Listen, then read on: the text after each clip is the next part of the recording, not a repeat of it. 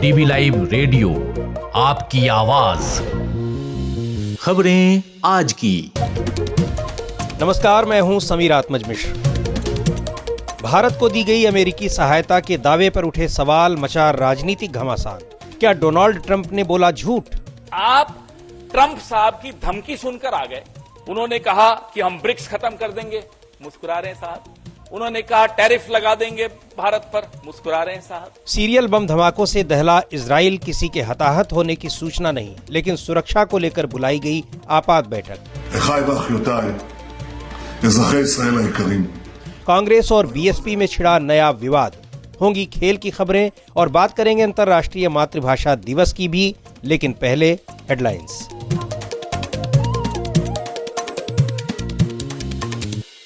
Headlines के साथ मैं हूं अतुल सिन्हा। रेल मंत्रालय ने सोशल मीडिया प्लेटफॉर्म एक्स को जारी किया नोटिस।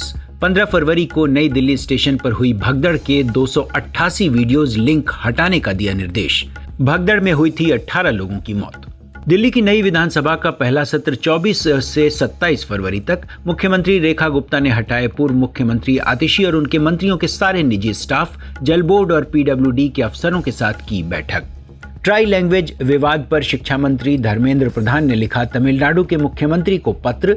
विदेशी भाषाओं पर निर्भरता का किया विरोध। भाषा को लेकर राजनीति न करने की दी सलाह। जम्मू कश्मीर में एलओसी पर तनाव के बीच भारत और पाकिस्तान की सेनाओं के बीच 4 साल बाद हुई फ्लैग मीटिंग।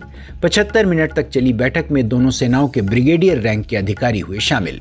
विदेश मंत्री एस जयशंकर ने जोहान्सबर्ग में चीन के विदेश मंत्री वांग यी से की मुलाकात। द्विपक्षीय संबंधों पर हुई चर्चा। जोहान्सबर्ग में हो रही है G20 देशों के विदेश मंत्रियों की बैठक। और अमेरिका में ट्रंप सरकार ने पूरा किया 1 महीना। पहले ही दिन पलटे थे बाइडेन सरकार के 78 आदेश। 100 से ज्यादा आदेशों पर दस्तखत। प्रवासियों के डिपोर्ट के सबसे अहम फैसले से पूरी दुनिया में चर्चा में रहे राष्ट्रपति ट्रंप। डीवी लाइव रेडियो पर आप सुन रहे हैं खबरें आज की। शुरुआत करते हैं उस खबर से जिसने राजनीतिक गलियारों में हलचल मचा दी है। अंग्रेजी अखबार इंडियन एक्सप्रेस की रिपोर्ट में दावा किया गया है कि अमेरिका ने वोटर टर्नआउट के लिए भारत को $21 मिलियन की फंडिंग की जो बात कही थी, वो फंडिंग बांग्लादेश के लिए थी, न कि भारत के लिए। आपको याद होगा कि अभी इसी हफ्ते अमेरिकी राष्ट्रपति डोनाल्ड ट्रंप के प्रशासन ने कहा था कि यूएस एड के जरिए कई देशों को दी जाने वाली मदद को रद्द कर दिया गया है। इसमें बताया गया था कि इसके तहत भारत को भी $21 मिलियन दिए गए। राष्ट्रपति ट्रंप ने भी इसकी पुष्टि की थी, लेकिन अब पता चला है कि ये पैसे भारत को नहीं बल्कि बांग्लादेश को दिए गए। इस मुद्दे पर भारत में राजनीतिक विवाद भी छिड़ गया है। क्या है पूरा मामला, बता रही हैं आंचल। इंडियन एक्सप्रेस अखबार ने दावा किया है कि $21 मिलियन के जिस फंड को भारत भेजने की बात कही जा रही थी, वो भारत के लिए नहीं बल्कि बांग्लादेश के लिए स्वीकृत किया गया था। इसमें से $13.4 मिलियन पहले ही दिए जा चुके थे। रिपोर्ट के मुताबिक इस राशि का इस्तेमाल जनवरी 2024 के चुनावों में राजनीतिक और नागरिक जुड़ाव को बढ़ावा देने के लिए किया गया था। रिपोर्ट के अनुसार ये फंड बांग्लादेश में शेख हसीना की सरकार को हटाने से 7 महीने पहले जारी किया गया था। कांग्रेस पार्टी ने इस मामले में डोनाल्ड ट्रंप के कथित झूठ और उस पर भारत सरकार की खामोशी को लेकर बड़ा हमला बोला है। कांग्रेस नेता पवन खेड़ा कहते हैं, वहां जाकर मंच पर साथ में खड़े होकर ट्रंप साहब कहते हैं हम रेसिप्रोकल टैरिफ लगाएंगे। सीधा अपमान, सीधा धमकी। ये खिसियाते हुए मुस्कुरा रहे हैं। या तो समझ में नहीं आया क्या बोले, क्यों मुस्कुरा रहे थे? मुस्कुराने लायक तो कोई बात ही नहीं थी। रेसिप्रोकल टैरिफ, या ये उस वक्त से ट्रेनिंग लेने गए थे कि कैसे मनमोहन सिंह जी की सरकार को अस्थिर करना है, कांग्रेस की सरकार को अस्थिर करना है। विवाद के केंद्र में अमेरिका के सरकारी दक्षता विभाग यानी DOGE की लिस्ट में यूएसएड के 2 अनुदान शामिल हैं।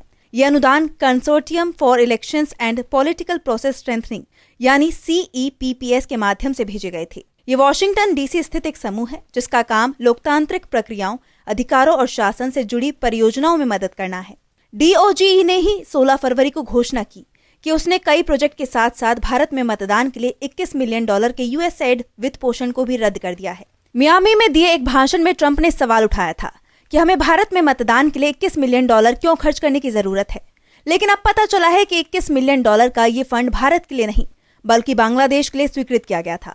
इसमें से $13.4 मिलियन दिए भी जा चुके हैं। इंडियन एक्सप्रेस की रिपोर्ट बताती है कि अमेरिका के फेडरल एक्सपेंडिचर के आधिकारिक ओपन डेटा के मुताबिक साल 2008 के बाद से भारत में यूएसएड की तरफ से फंड किया जाने वाला कोई प्रोजेक्ट ही नहीं है।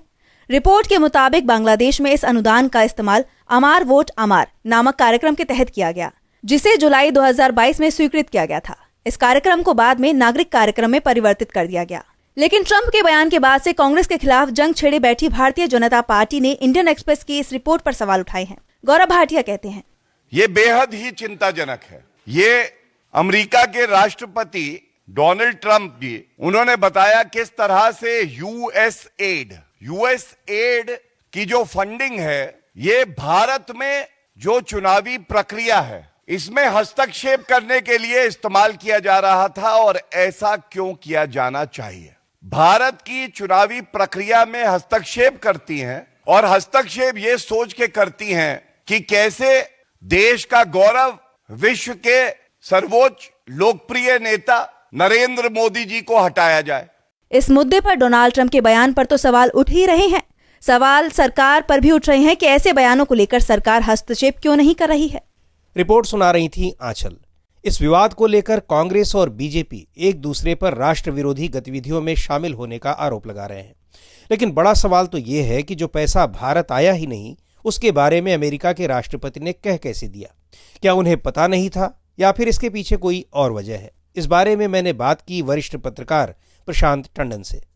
तो कहानी पूरी उल्टी हो गई और $21 मिलियन की बात हुई थी कि $21 मिलियन आया यूएसएड की तरफ से भारत का वोटर टर्नआउट बढ़ाने के लिए।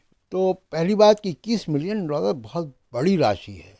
हमको भी ये खबर जब आई तो बड़ा ताज्जुब हो रहा था कि ये $21 मिलियन अगर आया था तो उसकी कोई एक्टिविटी दिखनी चाहिए ना। हम भी तो इसी पॉलिटिक्स और सामाजिक दुनिया में रहते हैं, तो वो दिखा नहीं था यहाँ। ऐसा नहीं हो सकता कि यूएसएड पैसा आए और उसको कोई हजम कर जाए। वो मॉनिटरिंग करते हैं, ट्रैकिंग करते हैं। एक बात। अब ये खबर आ रही है कि वो पैसा बांग्लादेश के लिए था और उसमें लगभग $12 मिलियन खर्च भी हुआ। अब वो उसका जो ट्रैकिंग आईडी है वहाँ से ट्रैक हुआ है कि वो पैसा actually it was meant for Bangladesh. एक ऑर्गेनाइजेशन है CEPPS, ये इसी के मार्फत ये प्रोग्राम चल रहा था और ये दो जगह ये पैसा जाना था। एक मोल्डोवा में, वहाँ $22 मिलियन का खर्च था। वो पैसा 2016 के आसपास वहाँ पे जा चुका था। भारत में किसी पॉलिटिकल प्रोग्राम के लिए यूएसएड में, जहाँ तक मेरी जानकारी जितना मैंने देखा, 2008 के बाद कोई फंडिंग नहीं हुई है। जिस सिविल सोसाइटी ग्रुप को पैसा ट्रांसफ़र हुआ है उस ट्रैकिंग आईडी से ये दिखाई दे रहा है कि ये बांग्लादेश के लिए $21 मिलियन सैंक्शन हुआ था। ये भी एक बड़ा सवाल है, कांग्रेस पार्टी भी पूछ रही है और स्वाभाविक है ये सवाल कि एक अमेरिकी फंडिंग से बांग्लादेश में अगर कोई बड़ा मूवमेंट खड़ा हो रहा हो सरकार के खिलाफ, उसकी जानकारी अगर हम लोगों को नहीं है, भारत को नहीं है, तो क्या ये हमारा इंटेलिजेंस फेलियर है या किस तरीके से इसको देखा जाए? पता तो होना ही चाहिए। बताना चाहिए मोदी साहब को ना कि आप ट्रंप के बयान पर उछल रहे हैं ना। आपकी रॉ क्या कर रही थी, आपका DRI क्या कर रहा था, DRI क्या कर रहा था, डायरेक्टेड रेवेन्यू इंटेलिजेंस, आपका इकोनॉमिक ऑफेंस विंग क्या कर रहा था। कोई ट्रांजेक्शन कहीं हुआ होगा ना। आप अगर विदेश से $10 भी भारत भेजेंगे तो आएगा तो RBI के थ्रू ना, और तो कोई चैनल नहीं है, किसी बैंक में आएगा पैसा। अगर वो हवाला से नहीं आ रहा है तो यूएसएड हवाला से तो पैसा नहीं दे रहा होगा। तो ये तो अपना एडमिशन है ना इनका कि आपका अपना ही एडमिशन है, आपका अपना खुद आप कह रहे हो कि हमारी जो इंटेलिजेंस एजेंसीज है, चाहे वो रॉ है, चाहे वो IB है, चाहे वो आपके इकोनॉमिक ऑफेंस विंग है, चाहे डायरेक्टेड रेवेन्यू इंटेलिजेंस है, ये सब किसी काम के लोग नहीं हैं, क्योंकि आप ट्रंप की साउंड बाइट सुन के शोर मचा रहे हो। ये थे वरिष्ठ पत्रकार प्रशांत टंडन। DB लाइव रेडियो पर आप सुनते हैं देश दुनिया की ताजा तरीन खबरें और खबरों के बीच की खबरें यानी विश्लेषण भी। खबरों और विश्लेषण के अलावा यहाँ होती है साहित्य, कला, संस्कृति और विज्ञान से लेकर आर्थिक और खेल जगत की भी चर्चा। और अब बात करते हैं उत्तर प्रदेश की। उत्तर प्रदेश की राजनीति में इन दिनों बीजेपी की बी टीम को लेकर सियासी पारा चढ़ा हुआ है। शुरुआत हुई कांग्रेस नेता और लोकसभा में नेता प्रतिपक्ष राहुल गांधी के एक बयान से और फिर बीएसपी नेता मायावती ने उस पर पलटवार किया। क्या है पूरा मामला, बता रही हैं मानसी। कांग्रेस नेता राहुल गांधी गुरुवार को 2 दिन की यात्रा पर अपने संसदीय क्षेत्र रायबरेली पहुंचे। इस दौरान वो कुछ दलित छात्रों से संवाद कर रहे थे। किसी छात्र ने उनसे बीएसपी नेता मायावती को लेकर सवाल पूछा तो राहुल ने जवाब दिया कि कांशीराम जी ने नींव रखी और बहन जी ने काम किया, ये तो मैं भी मानता हूँ, मगर एक सवाल है, बहन जी आजकल चुनाव ठीक से क्यों नहीं लड़ते? ये भी सच है।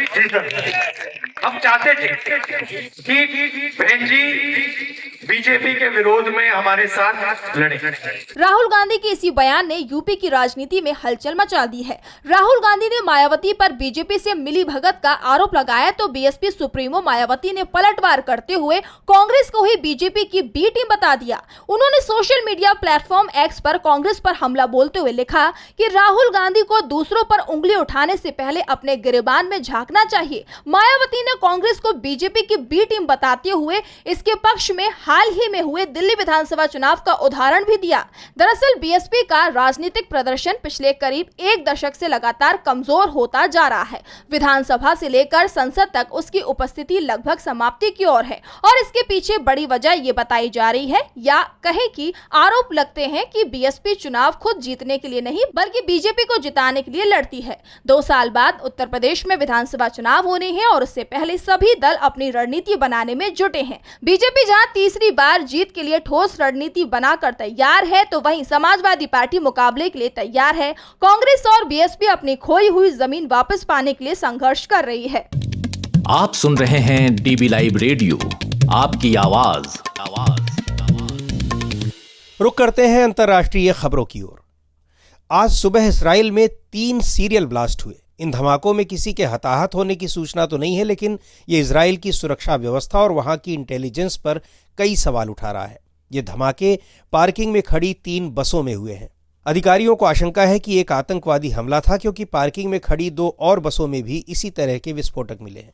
घटना के बाद इजराइल के प्रधानमंत्री बेंजामिन नेतन्याहू ने आपात सुरक्षा बैठक बुलाई है। पूरे ब्यौरे के साथ हैं अंशिता। गुरुवार को इजराइल के प्रमुख शहरों में शुमार तेल अवीव के दक्षिण में स्थित बेट याम शहर में 3 बसों में जोरदार धमाके हुए। इजरायली पुलिस के मुताबिक 2 अन्य बसों में भी धमाका करने के मकसद से लगाई गई डिवाइस को पुलिस ने निष्क्रिय कर दिया। घटना के बाद देश में सभी बसों और ट्रेनों की आवाजाही पर रोक लगा दी गई है ताकि ये जांच की जा सके कि कहीं अन्य बसों में भी तो इस तरह की कोई डिवाइस नहीं लगाई गई है। घटनास्थल पर मौजूद इजराइल के फायर एंड रेस्क्यू सर्विसेज के प्रमुख ओशरी बेसन ने घटना के बारे में जानकारी दी। ओशरी बेसन कह रहे थे कि सुबह 8:30 बजे हमारे पास कॉल आई कि इंडस्ट्रियल एरिया के पास 10 टर्मिनल में धमाका हुआ है। फायर ब्रिगेड और रेस्क्यू टीम वहां पहुंची तो देखा कि एक बस वहां पूरी तरह से जल रही है। उस बस के पास एक और वाहन था जिस पर धमाके की वजह से हुए नुकसान के निशान थे। दमकल की 2 टीमों ने तत्काल वहां पहुंचकर आग पर काबू पाया। अंदर जाकर देखा गया तो कोई फंसा नहीं था। अब हालात पूरी तरह से नियंत्रण में हैं। अधिकारियों ने बताया कि सभी 5 बम एक जैसे थे जिनमें टाइमिंग डिवाइस लगे थे। इन धमाकों में हालांकि किसी की जान नहीं गई है और न ही किसी के घायल होने की जानकारी है। ये धमाके गजा युद्ध विराम के बीच चल रही कैदियों की अदला बदली के दौरान हुए हैं। इस बीच इजराइल के रक्षा मंत्री काट्ज ने इजराइल डिफेंस फोर्स को आदेश दिया है कि वेस्ट बैंक में स्थित शरणार्थी शिविरों में सक्रियता बढ़ा दें। इजरायली डिफेंस फोर्स ने एक बयान में कहा कि बेटयाम में हुई घटना की जांच के लिए IDF इजरायली पुलिस और शिन बेट सिक्योरिटी एजेंसी के साथ मिलकर काम कर रही है। फिलहाल ये पता लगाने की कोशिश की जा रही है कि बसों में विस्फोटक किसी एक व्यक्ति ने लगाए थे या फिर इसमें कई लोग शामिल थे। इस बीच इजराइल के प्रधानमंत्री बेंजामिन नेतन्याहू बसों पर हुए सिलसिलेवार विस्फोटों के बाद एक सुरक्षा बैठक कर रहे हैं। घटना के बाद उन्होंने एक बयान जारी किया और कहा कि हम इस बारे में लगातार जानकारी ले रहे हैं और दोषियों को बख्शा नहीं जाएगा।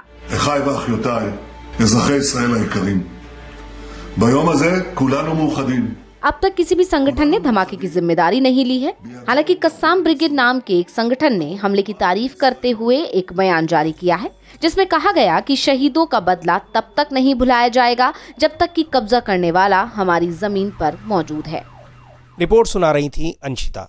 और इस बीच इजराइल के प्रधानमंत्री बेन्यामिन नेतन्याहू ने हमास पर युद्ध विराम समझौते का उल्लंघन करने का आरोप लगाया है।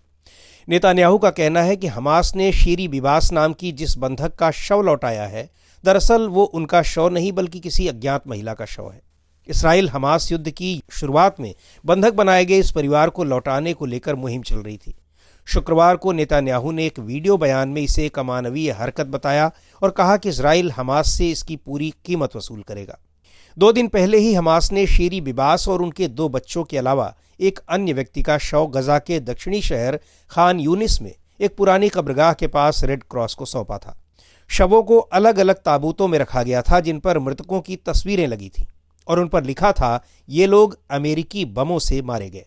लेकिन इजराइल की फॉरेंसिक टीम ने जांच के बाद बताया कि बच्चों और एक अन्य व्यक्ति के शव तो सही है, लेकिन चौथा शव शीरी बिबास का नहीं बल्कि किसी और महिला का है। आप सुन रहे हैं डीबी लाइव रेडियो, आपकी आवाज। और अब चलते हैं खेल की दुनिया में। खेल की खबरों के साथ हैं यश त्रिवेदी।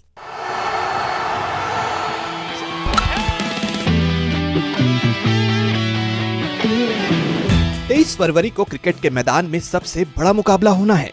चैंपियंस ट्रॉफी में भारत और पाकिस्तान की भिड़ंत होगी। इस मुकाबले को लेकर दोनों ही देशों में जबरदस्त उत्साह देखा जा रहा है। चैंपियंस ट्रॉफी में भारत अपने सभी मैच दुबई में ही खेल रहा है। दुबई इंटरनेशनल स्टेडियम के सारे टिकट्स बिक चुके हैं। इस मुकाबले को लेकर भारत और पाकिस्तान के दिग्गजों ने साफ कर दिया है कि जो टीम दबाव में बेहतर प्रदर्शन करेगी उसके पास ब्लॉकबस्टर मुकाबला जीतने का मौका होगा।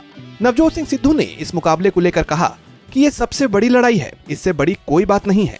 मुझे लगता है कि ये तनाव है जो सभी को एक साथ रखता है। जब 150 करोड़ लोग आपसे जीत की उम्मीद करते हैं तो वो कभी हार स्वीकार नहीं करेंगे। ये प्रतिशोध की संस्कृति है। ये खेल हाथों के बीच से ज्यादा कानों के बीच खेला जाता है। ये एक मनोवैज्ञानिक लड़ाई है। चारों तरफ बहुत सारी नर्वस एनर्जी तैर रही है, लेकिन जो पक्ष इसे सकारात्मक ऊर्जा में बदल देता है वही जीतता है। भारत के पूर्व ऑलराउंडर युवराज सिंह ने भी इस मुकाबले की बात करते हुए 2003 में पाकिस्तान के खिलाफ खेलने के अपने पहले अनुभव को याद किया। युवराज ने कहा कि ये मेरे जीवन में खेले गए सबसे बेहतरीन वनडेज में से एक है। मेरे दोस्त शाहिद अफरीदी ने उस मैच में बहुत सारे दयालु शब्दों के साथ मेरा स्वागत किया। तब मुझे वास्तव में समझ आया कि भारत पाकिस्तान मुकाबले का क्या मतलब है। इसे टीवी पर देखना एक बात थी, लेकिन इसमें खेलना पूरी तरह से अलग था। मुझे भारी दबाव याद है, लेकिन उस मैच में अच्छा प्रदर्शन करने से मुझे भविष्य में एक बेहतर खिलाड़ी बनने का आत्मविश्वास मिला। इसी मुकाबले को याद करते हुए पूर्व पाकिस्तानी कप्तान शाहिद अफरीदी ने बताया कि उस मैच में क्या हुआ था। अफरीदी ने कहा कि युवराज उस समय युवा थे, बस टीम में अपनी जगह तलाश रहे थे। हमें इंजमाम उल हक और वसीम अकरम जैसे दिग्गजों के साथ खेलने का मौका मिला, जिन्होंने हमें सिखाया कि मैदान पर कैसे लड़ना है, मैच कैसे जीतना है और विपक्ष को कैसे परेशान करना है। हमारे सीनियर्स हमसे कहा करते थे कि विपक्ष को अपनी आंखें दिखाओ, उन पर दबाव बनाओ, लेकिन युवराज एक सरदार का बेटा है। वो दबाव नहीं लेता, वो आत्मविश्वास के साथ आया था और हमने जो कुछ भी कहा उसके बावजूद उसने अपनी बल्लेबाजी पर ध्यान केंद्रित किया और इसे बहुत अच्छे तरीके से संभाला। अफरीदी ने भारत के साथ मुकाबले को युवाओं के लिए चमकने का सुनहरा अवसर बताया। खासकर युवाओं के लिए उन्होंने कहा कि ये हमेशा मेरा सपना था। मैच से पहले मैं रात को सो नहीं पाता था। मैं अपने प्रदर्शन के बारे में सोचता था। मैं इस मौके को गंवा नहीं सकता था। भले ही मैंने 5 या 6 मैचों में अच्छा प्रदर्शन ना किया हो, अगर मैंने भारत पाकिस्तान के खेल में अच्छा प्रदर्शन किया तो सब कुछ माफ कर दिया जाएगा। ये प्रतिद्वंदिता इतनी बड़ी है। यश त्रिवेदी, डीबी लाइव रेडियो। आज मातृभाषा दिवस है और अक्सर ये सवाल उठता है कि क्या हम सचमुच हिंदी या अपनी मातृभाषा को वो दर्जा दे सके हैं जिसकी वो हकदार है। ऐसे ही कुछ सवालों पर जाने माने कवि और आकाशवाणी के निदेशक रहे लक्ष्मी शंकर वाजपेयी से बात की हमारे सहयोगी अतुल सिन्हा ने। जिस तरह से देश में हिंदी और खासतौर से मातृभाषा को लेकर हम सब लोग चिंतित रहते हैं और उस पर चर्चाएं बहुत होती हैं। सरकारी तौर पर मातृभाषा दिवस मनाया जाता है। आपको क्या लगता है कि भाषा को लेकर हम कितने संजीदा हैं आज के दौर में, और भाषा यानी मातृभाषा को लेकर जो सरकारी स्तर पर जो आयोजन होते हैं उसका क्या महत्व है, क्या अहमियत है? मैं बात यहाँ से शुरू करूंगा। मेरा जाना हुआ था ट्रिनिडाड कविता पाठ करने, तो वहां मैंने ये सुना था। ये जो हमारे गिरमिटिया बन के गए थे हमारे उत्तर प्रदेश बिहार पूरे भारत से जगह जगह से, तो इनको ही बोल के कोड़े पड़ते थे दिन में, जो अंग्रेज सरकार के जो होते थे सिपाही वगैरह। तो ये लोग जब पहरे हट जाते थे, सुरक्षा कर्मी चले जाते थे, तो ये लोग रात में मिल बैठते थे और मिल बैठ के फिर कोई गान लोक गीत गाता था, कोई हनुमान चालीसा सुना रहा है तो कोई कुछ और रामायण की चौपाई सुना। तो ये रात में जग के ये रोज ये काम करते थे ताकि उनकी मातृभाषा बची रहे, ताकि उनकी संस्कृति बचे रहे। तो ये मैंने उदाहरण इसलिए उठाया कि ये, और वो कोड़े इसलिए लगाते थे कि ये मातृभाषा से अगर कट गए, अपनी भाषा से कट गए, तो अपनी संस्कृति से कट जाएंगे, ब्रेन वॉश हो जाएगा। तो भाषा का सवाल सिर्फ भाषा का नहीं, उसके साथ उसकी पूरी संस्कृति जुड़ी होती है। जब अगर भाषा खत्म होती है तो संस्कृति भी खत्म हो जाती है, जीवन मूल्य खत्म हो जाते हैं। तो ये बहुत बड़ा सवाल है। और भारत में जहाँ तक हिंदी को लेकर के आप बात कह रहे हैं, वो चूंकि अभी तक वो अंग्रेजी के जो वो गुलामी, मानसिक गुलामी जो है वो ना गई, ना भी जाने उसके आसार नजर आते हैं। नहीं, 16वीं शताब्दी की ये बात है जब ब्रिटिश सरकार ने एक अपने विद्वान को भेजा था कि पूरे भारत का की यात्रा करके बताओ, क्योंकि उन्हें पता था ईस्ट इंडिया कंपनी ने तो उन्हें सोच रखा था क्या कर आगे चल के कैसे क्या करना है। तो ये संभवतः 16वीं शताब्दी की का ये मसला है कि उन्होंने एक व्यक्ति भेजा, उन्होंने पूरा भारत घूम के ये ब्रिटिश सरकार को बताया था कि सिर्फ हिंदी में राजकाज चल सकता है, क्योंकि राजकाज तभी चल सकता है जब आपको जो उस देश प्रदेश की भाषा में आप संवाद करें। और ईस्ट इंडिया कंपनी में जब ऑफिसर भेजे जाते थे, उनको हिंदी से साल के बाद भी IAS IPS में अंग्रेजी की कितनी महत्ता आप सब समझ सकते हैं। तो ये कितना बड़ा ये विषय है अतुल जी, ये मातृभाषा को लेकर के कि कब हमारे भीतर का वो स्वाभिमान जागे कि हम अपनी मातृभाषा को न केवल प्रेम करें, उसका सम्मान करें, उसको एक राष्ट्रीय परिप्रेक्ष्य में लाएं। और उसको जब हम विश्व के इतने बड़े देश हैं, इतनी महान संस्कृति हमारी है, तो ये हम पर बनता है कि ये संयुक्त राष्ट्र संघ की 7वीं आधिकारिक भाषा बने। ये हम सबका सपना होना चाहिए। ये तो पूरे देश के लिए गर्व की बात है। जब हमारे अटल बिहारी वाजपेयी जी ने वहां हिंदी में भाषण दिया तो पूरे देश में खुशी मनाई गई थी। तो ये वो तब हम खुशी मना लेते हैं, लेकिन वैसे अपने आचरण में, व्यवहार में वो मातृभाषा के प्रति जो प्रेम होना चाहिए वो नहीं है। जैसे आपने बात की तो दूसरे जैसे कन्नड़ हो, मलयालम, तमिल हो, वो लोग सतर्क हैं, अपनी भाषा का सम्मान करना भी जानते हैं। 2 तमिल भाषी अगर ट्रेन में बैठे होंगे वो तमिल में बात कर रहे होंगे, लेकिन हिंदी भाषी होंगे तो शायद उस तरह नहीं बात करेंगे। तो गनीमत है कि वो जो प्रांतीय सरकारें हैं वो भी बहुत सजग हैं अपनी अपनी भाषाओं के लिए, क्षेत्रीय भाषाओं के लिए। और वो हमारी भारत की भाषाएं, समृद्ध भाषाएं हैं, उनका भी हमें सम्मान करना चाहिए। और हिंदी, हम तो चाहते हैं दक्षिण भारत में हिंदी हो, बड़ी अच्छी बात, लेकिन हम क्यों नहीं उनकी किसी न किसी भाषा को अपनाएं। तो आप सही करें कि इसका दायरा बहुत व्यापक है, लेकिन अंग्रेजी का जो प्रभाव है या अंग्रेजी का जो दुष्प्रभाव है वो सारी भाषाओं पर है, उसका दुष्प्रभाव सब जगह पड़ रहा है। जाने माने कवि लक्ष्मी शंकर वाजपेयी से बात कर रहे थे अतुल सिन्हा। अब इस कार्यक्रम को यहीं समाप्त करते हैं। बने रहिए DB लाइव रेडियो के साथ। हर रोज सुनिए दिन भर की खबरों और विश्लेषण का हमारा ये प्रोग्राम खबरें आज की। अब दीजिए इजाजत, नमस्कार।